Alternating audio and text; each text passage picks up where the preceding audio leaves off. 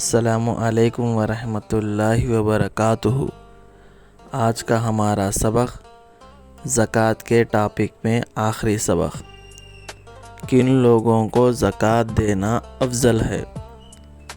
سب سے پہلے ویڈیو کو آخر تک ضرور دیکھیں، ویڈیو انفارمیٹیو ہے۔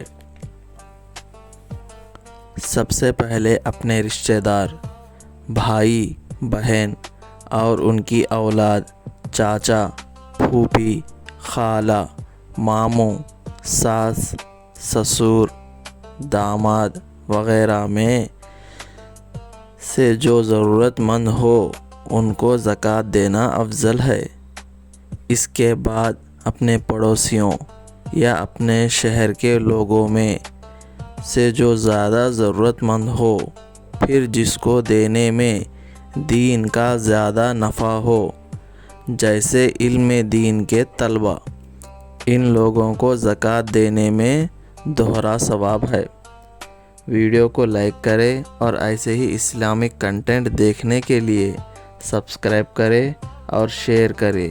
جزاک اللہ خیرا۔ السلام علیکم۔